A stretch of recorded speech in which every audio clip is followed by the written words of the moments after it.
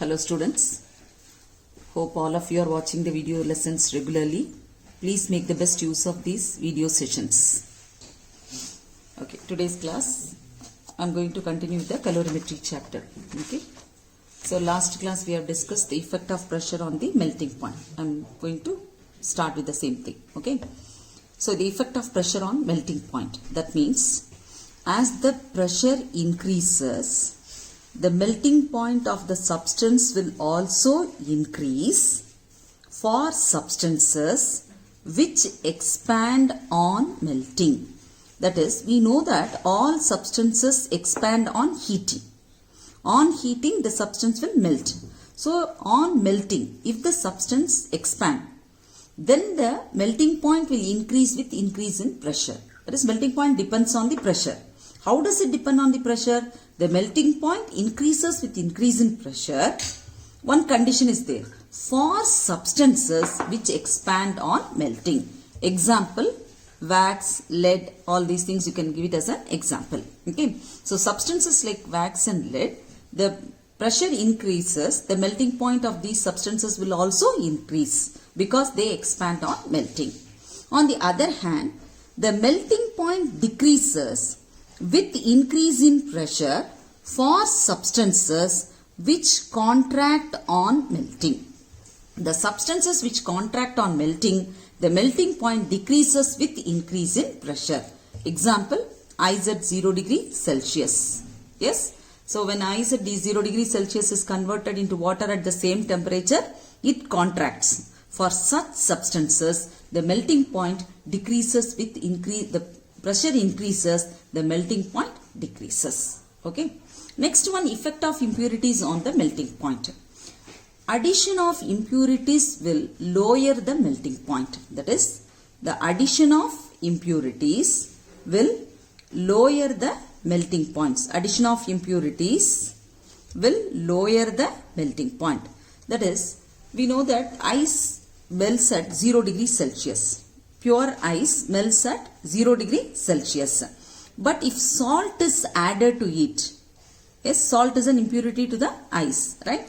When salt is added to ice at proper proportion, the melting point of ice can be decreased up to minus 22 degrees Celsius. That means the addition of impurities will lower the melting point. Normally, pure ice melts at 0 degrees Celsius. If salt is added to ice at proper proportion, if salt is added to ice at proper proportion, then the melting point of ice can be lowered from 0 degrees Celsius to minus 22 degrees Celsius. This is called as the freezing mixture, which is used in the preparation of kulfi ice creams. Okay. So, both the pressure and the impurities will affect the melting point. The melting point is affected by two factors. One is the pressure, the other one is impurities. So, the effect of pressure on the melting point is the melting point increases with increase in pressure for substances which expand on melting. Example, wax. The melting point decreases with increase in pressure for substances which contract on melting. Example, ice at 0 degree Celsius. Next one, the impurities. The addition of impurities will lower the melting point. That is, the melting point decreases with the addition of presence of impurities. When the presence of impurities will lower the melting point of the substance. Example, pure ice melts at 0 degrees Celsius. If salt is added to ice in proper proportion, then the melting point of ice can be lowered up to minus 22 degrees Celsius. So, the melting point of ice can be lowered from 0 degrees Celsius to minus 22 degrees Celsius by adding salt in proper proportion. This is called as the freezing mixture. Okay. Next one, the boiling point is also affected by the pressure and the impurities. Okay. Now let us see how the boiling point will affect, the pressure will affect the boiling point. That is, the boiling point increases with increase in pressure. That is, when the pressure increases, the boiling point of the substance will also increase. Let us take, at 1 atmospheric pressure, the water boils at 100 degrees Celsius. We all know that the boiling point of water is 100 degrees Celsius at 1 atmospheric pressure. Okay. But if the pressure increase, the water, we can make the water to boil at a temperature more than 100 degrees Celsius. One example I can give you. In the pressure cooker, inside the pressure cooker, the water boils at a temperature of about 120 degrees Celsius to 125 degrees Celsius. Why? Because when we cook in the pressure cooker, we will not allow the steam to escape. So, the vapor pressure of the water inside the pressure cooker will be nearly 1.75 times the atmospheric pressure. Yes, the pressure cooker, we will not allow the steam to escape. So what happens? The vapor pressure of the water will be increasing. How much? It will become 1.75 times the atmospheric pressure. So what happens when the pressure increases? The boiling point will also increase. So the water in the cooker will boil at a temperature of about 120 degrees Celsius to 125 degrees Celsius. At such a high temperature, because water boils at this temperature it provides large amount of heat energy to its content. So the foodstuff will get sufficient amount of heat energy for its proper cooking. At the same time, it retains the foodstuff warm for a longer period. Okay. So it is very easy to cook in the pressure cooker. Am I right? It's easy, and also it consumes less time. That is, we can cook faster in the pressure cooker, faster and easier in a pressure cooker. Because in the pressure cooker, the water boils at a temperature of about 120 degrees Celsius to 125 degrees Celsius. What is the reason why the boiling point of water is increased? Because inside the pressure cooker, the pressure of the water vapor is 1.75 times the atmospheric pressure. Okay. So we know that the boiling point increases with the increase in pressure. Because of this increased pressure, the boiling point of water is also be increased inside the pressure cooker, so that at this boiling point it's a very high temperature. Okay. So that water can provide the large amount of heat energy to the foodstuff for its proper cooking. At the same time, it retains the warmth for a long time. Okay. Next one, effect of impurities on the boiling point. That is, the addition of impurities will increase the boiling point. That is, the presence of impurities will increase the boiling point. Normally, the water boils at 100 degrees Celsius. If salt is added to water, then the boiling point, the water will boil at a temperature more than 100 degrees Celsius. At that temperature, it can provide sufficient amount of heat energy to the foodstuff. Okay. So normally when we are cooking pulses and all, in order to make the pulse to cook at the right proportion or to get cooked properly, we used to add salt to it, because salt is an impurity to that. The addition of impurities will increase the boiling point. So the water will boil at a temperature greater than 100 degrees Celsius. At that temperature, it can provide more amount of heat energy to the foodstuff, or the content will get required amount of heat energy for its proper cooking. That is the effect of pressure and the impurities on the boiling point. The boiling point increases with increase in pressure, and also it decreases with decrease in pressure. Effect of impurities on the boiling point, that is, the addition of impurities will increase the boiling point. That's why while cooking pulses, we add salt to it. Salt, turmeric powder and all we add, so that the boiling point of water will be increased, so that can provide a large amount of heat energy to the content for its proper cooking. Okay. Next one. Next one is latent heat.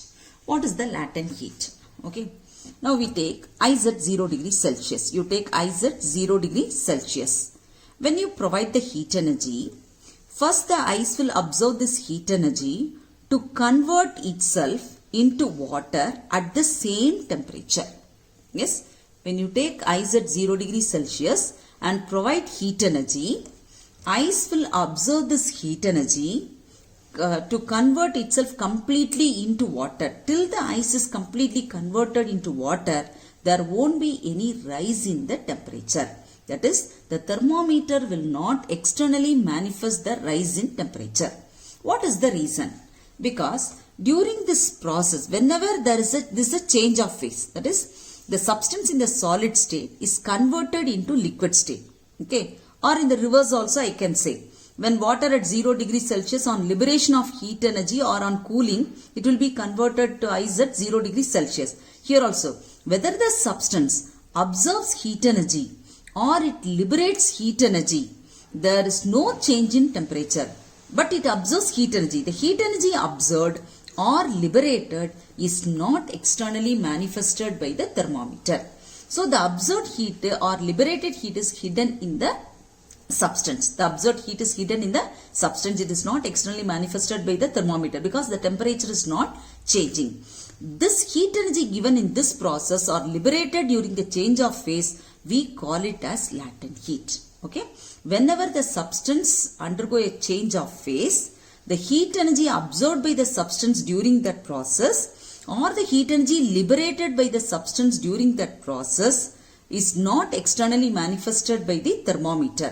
That heat, the rise in temperature, the heat energy absorbed or liberated, we call it as latent heat because which is hidden in the substance. Okay. The thermometer will not show any rise in temperature on heating or fall in temperature on liberation of heat energy by the substance. The temperature remains constant. That means the temperature remains constant. The heat energy liberated or absorbed in this process, we call it as the latent heat. Okay. Now, when latent heat is expressed for unit mass of the substance, then we call it as specific latent heat, which is represented by the symbol L. That is, during the change of phase, yes, the rise or fall in temperature is not externally manifested by the rise or fall in temperature is not externally manifested by the thermometer. When this is called latent heat. When the latent heat is expressed for unit mass of the substance, we call it as the specific latent heat. So specific latent heat is written as L is equal to Q by M, where Q represents the quantity of heat energy whose SI unit is joule. And M represents the mass of the substance. The SI unit of mass is kilogram. So the SI unit of latent heat is joule per kilogram. The SI unit used to represent the latent heat, specific latent heat is joule per kilogram. Okay. The value of latent heat of ice is 336 into 10 power 3 joule per kilogram. That means if I take 1 kilogram of ice, 1 kilogram of ice at 0 degrees Celsius, yes, I provide the heat energy to convert this ice completely into water at the same temperature. I am providing the heat energy, no? This heat energy is equal to 336 into 10 power 3 joules. That is 336 into 10 power 3 joules of heat energy is absorbed by 1 kilogram of ice at 0 degrees Celsius to convert itself, to change itself completely into water at the same temperature. Okay, it's a quantity of heat energy. Under what condition? That is for 1 kilogram of ice at 0 degrees Celsius to completely change itself into water at the same temperature. So when I say the latent heat of ice is equal to 336 into 10 power 3 joule per kilogram, the meaning is that 336 into 10 power 3 joules of heat energy is required to convert 1 kilogram of ice at 0 degrees Celsius completely into water at the same temperature or water at 0 degree Celsius. Yes. Next one, specific latent heat of fusion of ice. Same thing. That is, you take ice at 0 degrees Celsius. You are providing the Q amount of heat energy is provided to convert ice into water at the same temperature. This heat energy we call it as the latent heat of fusion of ice. Here we say that unit mass of the substance without change in temperature because the temperature remains constant. Okay. So specific latent heat of fusion of ice is defined as the quantity of heat energy required to convert unit mass of ice at 0 degrees Celsius into water at 0 degrees Celsius without any change in temperature. Okay. Similarly, what is the specific latent heat of freezing of ice? Just the reverse. That is, you take water at 0 degrees Celsius. Here you are, that is, it's liberating Q amount of heat energy to convert itself into ice at 0 degrees Celsius. That is, the quantity of, that is, specific latent heat of freezing of ice is defined as the quantity of heat energy liberated by unit mass of water at 0 degrees Celsius to convert itself into ice at 0 degrees Celsius without any change in temperature. Okay, freezing means water at 0 degrees Celsius to ice. Here the heat energy is liberated unit mass. Latent heat of fusion of ice means ice to water. Ice at 0 degrees Celsius is converted into water at 0 degrees Celsius. In this process, ice to water, it absorbs heat energy. Okay, that's why we say that quantity of heat energy required to convert unit mass of ice at 0 degrees Celsius into water at 0 degrees Celsius without any change in temperature. Freezing means water at 0 degrees Celsius is converted to ice at 0 degrees Celsius. During this process, it liberates the heat energy. So, the quantity of heat energy liberated by unit mass of water at 0 degrees Celsius to change itself into ice at 0 degrees Celsius without any change in temperature, or we can say at constant temperature. Yes. Next one, explanation of latent heat on the kinetic model. Already we have studied that the total energy of the molecule is the sum of the kinetic energy and the potential energy. That is, the kinetic energy and the potential energy of the molecule is the total energy possessed by the molecule of the substance. Okay. The kinetic energy is due to the random motion of the molecules of the substance.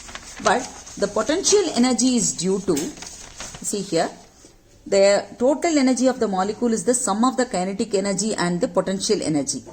The kinetic energy is due to the random motion of the molecules of the substance, and the potential energy is due to the intermolecular forces. Okay, because of the intermolecular forces, because of the attractive force, the molecules are bind together. Okay, so when 0 degrees Celsius of ice is converted to water at the same temperature, the kinetic energy of the molecules will remain the same because there is no change in the temperature. Yes. So the kinetic energy of the molecule will remain the same when it is ice at 0 degrees Celsius, and when it is water at the same temperature, there is no change in kinetic energy. Whatever kinetic energy the ice at 0 degrees Celsius has, the same kinetic energy it will have when it is converted into water. But the potential energy increases. Why the potential energy increases? Here, if the potential energy it has is P, it will have P plus some factor, that is delta P. The reason is that in water, what happened? The intermolecular spacing is more in water. That is, in the liquid, the intermolecular spacing is more.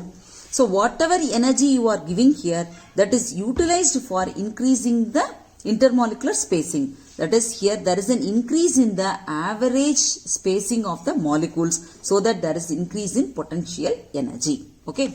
So, according to the kinetic model, that is the latent heat kinetic model, when the solid changes into a liquid without any change in temperature, the average kinetic energy of the molecules does not change. That is, it will remain the same. But the separation between the molecules on an average increases. That is, the potential energy increases. So, when the substance changes from one state to another state, that is, and observing the heat energy, without change in temperature means the kinetic energy will remain the same, but the potential energy will increase because of the increase in the average distancing of the molecules. Is it clear, students? Okay, whenever there is a change in the temperature, whenever there is an increase in temperature, increase in kinetic energy. Whenever there is a change of phase, there is, on observing heat energy, there is an increase in potential energy. So, I can say during the change of phase, there is a change in potential energy. That is, whenever the substance undergo a change of phase, when it changes from one phase to another phase, there is a change in potential energy. There is a change in potential energy. Whenever there is a change in temperature, there is a change in kinetic energy. Change in kinetic energy. So, I can say that the kinetic energy of the substance changes whenever the temperature of the substance changes. On observing heat energy, there will be an increase in temperature, there will be an increase in kinetic energy. During the change of phase, the temperature remains constant, so the kinetic energy will also remain constant. But during the change of phase, the intermolecular distance changing. Yes, that will change the potential energy. if you are providing the heat energy so that the intermolecular spacing is increasing during the change of phase, then there will be an increase in potential energy. When you are providing the heat energy so that there is a rise in temperature of the substance, then there is a rise in kinetic energy of the substance. So in general, I can say that whenever you are providing the heat energy, because of that heat energy, the temperature of the substance increases, then there will be a rise in kinetic energy. Okay, the kinetic energy depends on the change in temperature. Then whenever you are providing the heat energy, because of that the substance changes from one phase to another phase, there is a rise in the potential energy. So potential energy change corresponds to the change of phase when the substance changes from one state to the other state. Okay. Next we discuss about the natural consequences of high specific latent heat of fusion of ice. Already we have discussed the latent heat of fusion of ice is 336 into 10 power 3 joule per kilogram. Okay, this is the value of latent heat of fusion of ice. Okay, this meaning also I told you. This means 336 into 10 power 3 joules of heat energy is required by 1 kilogram of ice to convert itself into water without any change in temperature. That is the meaning of this statement.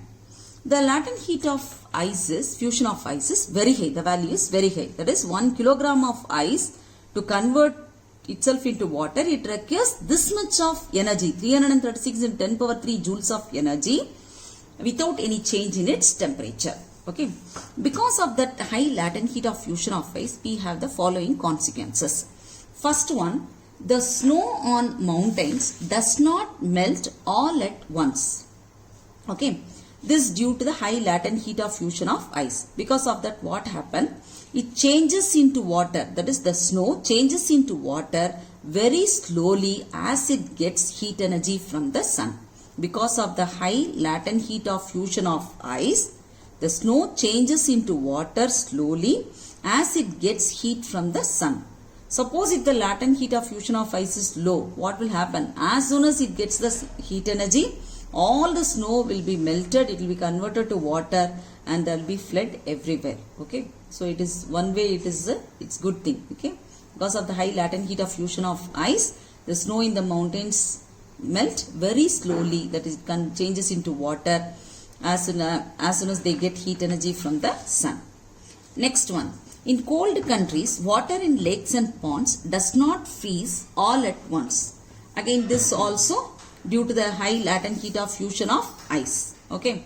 The latent heat of fusion of ice is sufficiently high, so that what happens when the atmospheric temperature falls, when the atmospheric temperature is very low, what happens? This water in the ponds and lakes, they have to liberate a large amount of heat energy before they start to freeze. Okay. So what happens? The layer of ice will be formed over the water surface.